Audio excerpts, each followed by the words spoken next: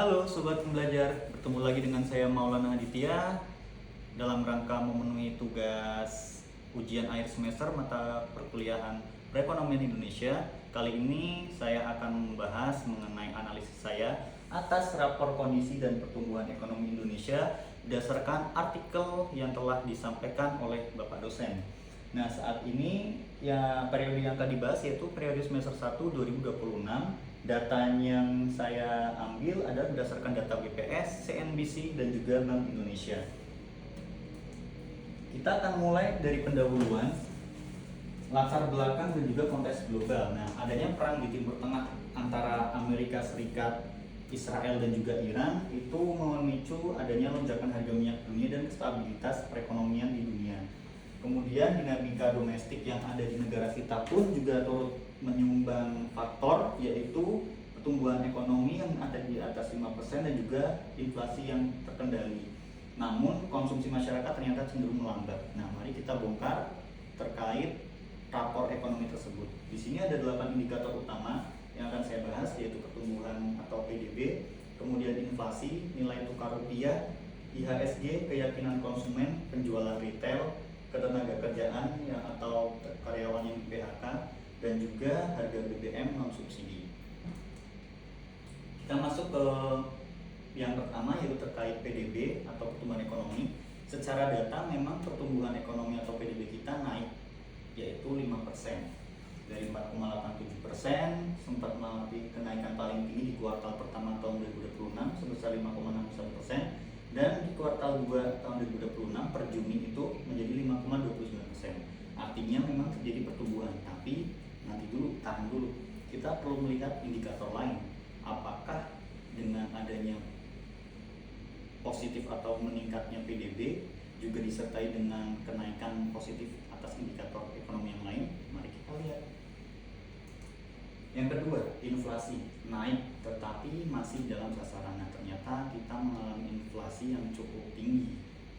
Jadi di mana sebelumnya 33,55%, kemudian memang di bulan Mei 2026 sempat mengalami penurunan menjadi 3,08%, dan di bulan Juni 2026 mengalami kenaikan kembali menjadi 3,34%. Nah, di sini artinya kenaikan harga energi itu terjadi kenaikan, namun pelemahan rupiah dan juga biaya impor juga berpotensi menjaga tekanan harga yang tetap naik di semester kedua.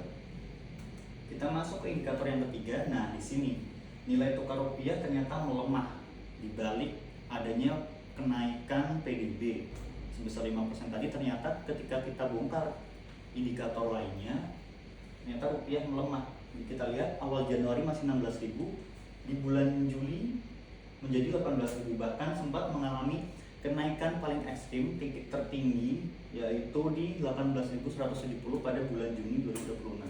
Ini adalah kurs atau nilai tukar rupiah terlemah sepanjang masa. Tapi alhamdulillah sekarang sempat menguat di bulan Juli 2026. Sumber tekanannya ada bervariasi, 60-70% disebabkan oleh faktor domestik, sisanya 30-40% itu oleh faktor global. Kemudian juga ada faktor tambahan karena adanya Gubernur BI yang mengundurkan diri. Nah, itu juga turut menjadi faktor terkait nilai tukar rupiah ini yang melemah. Kita masuk indikator keempat. Nah, IHSG terkoreksi dalam dan mulai rebound. Nah, akhir 2025 hingga Juni itu sempat mengalami penurunan dan ini terendah, kemudian kembali naik lagi di bulan Juli 2026. Nah, ini menjadi resiko MSCI, di mana MSCI membukukan sementara perubahan indeks atas isu transparansi kepemilikan saham dan free float. Kita masuk ke indikator yang kelima. Nah, ternyata indeks keyakinan konsumen konsisten turun dari bulan Januari sampai Juni. Nah, ini ditakutkan sih sebenarnya. Kalau misalkan tetap konsisten, memang 118 ini masih di atas standar 100, masih aman. Cuman kalau misalkan ini terjadinya konsisten, bukan tidak mungkin indeks keyakinan konsumen kita menjadi di bawah 100 dari bulan Juli sampai Desember nanti. Makanya pemerintah perlu waspada ketika melihat data ini supaya indeks keyakinan konsumen ini tetap terjaga dan stabil. Nah, di sini masyarakat ternyata membelanjakan porsi belanja konsumsi lebih tinggi yang efeknya porsi tabungan akhirnya menjadi sempit. Indikator keenam, kita masuk ke penjualan retail yang ternyata mulai kontraksi. Sudah cukup tidak jelas dari data ini aja, Januari masih positif 5%, mulai April sampai Juni menjadi negatif 3% alias kontraksi. Nah, ini sangat mengkhawatirkan ya teman-teman. Berbalik arah. Nah, ini adalah leading indikator penting yang menandakan tekanan daya beli real di Indonesia di balik nilai atau kuantitas PDB yang katanya meningkat 5%, tapi realnya ternyata seperti ini. Indikator 7, kembali PDB naik 5%, tapi kita lihat kembali PHK terjadi dari bulan Januari sampai Juni sudah memasuki angka 32.000 orang yang di PHK. Memang lebih kecil dibandingkan dengan kurun periode waktu yang sama dibandingkan 2025.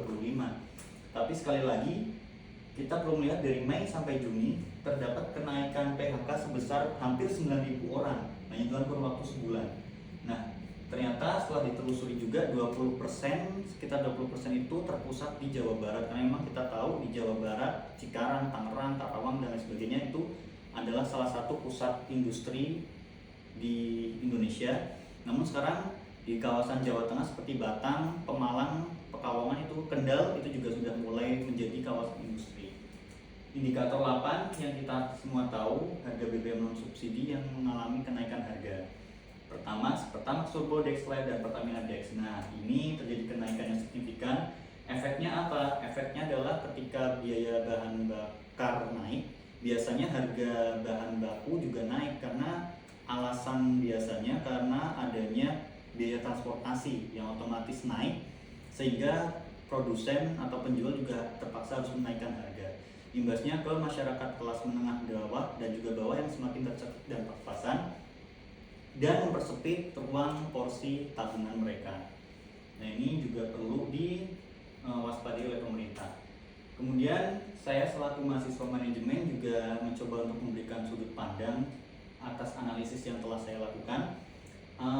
Pertama adalah gap makro versus mikro, di mana kita tahu PDB kita naik 5% positif, tapi ternyata indikator penunjangnya lesu semua, hampir lesu semua. Seperti nilai tukar rupiah yang melemah, kemudian harga BBM naik, kemudian tingkat PHK-nya masih tinggi, kemudian tingkat keyakinan konsumen dan juga penjualan retail realnya ternyata menurun. Nah, ini kan otomatis sinyal klasik leading versus lagging indikator, bahaya gitu. Kemudian yang kedua, kualitasnya itu sebenarnya lebih baguskah dibandingkan kuantitas? Maksudnya apa? Pertanyaan pentingnya seperti ini. Pertumbuhan PDB 5% itu yang ditakutkan adalah ketika itu bukan didominasi oleh sektor swasta, melainkan ternyata didominasi oleh sektor belanja pemerintah dan juga faktor musiman, yaitu adanya Hari Raya Idul Fitri dan Hari Raya Idul Adha. Dimana kita tahu setiap hari raya memang tingkat konsumsi pembelanjaan semua kalangan menengah, atas maupun bawah pasti tinggi di situ. Nah, takutnya seperti itu. Nah, bagaimana keadaan nanti semester 2? Nah, kita masih belum tahu. Mudah-mudahan sih bisa tetap stabil dan cenderung meningkat ya. Yang ketiga, tekanan daya beli nyata. Nah, di sini porsi konsumsi masyarakat naik, porsi tabungan turun. Otomatis itu memang udah saling saling meningkat. Kemudian kelas menengah bawah makin pas-pasan dan makin tercekik walaupun angka nasionalnya tumbuh, tapi real di lapangan tidak seperti itu, apalagi di akar rumput. Yang keempat, resiko pemerintah dan juga kredibilitas dengan adanya pembekuan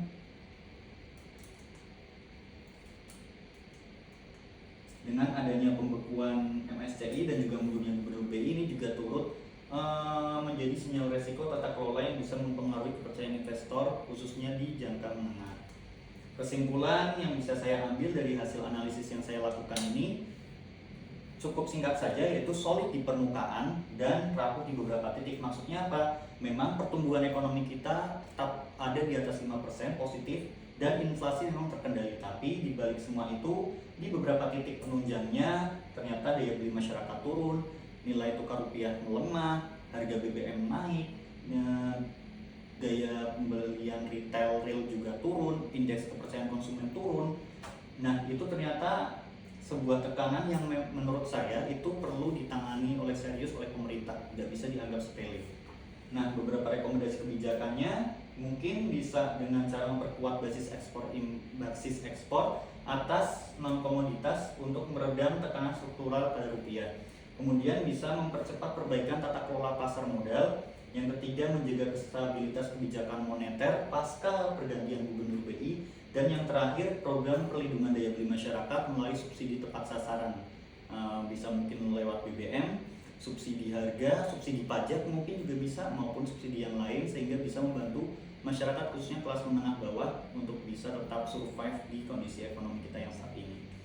Nah, baik, mungkin itu saja analisis atas kondisi ekonomi kita pada semester 1 tahun ini. Mudah-mudahan bisa bermanfaat dan kita tetap berdoa supaya kondisi ekonomi kita semakin membaik dalam setiap waktunya.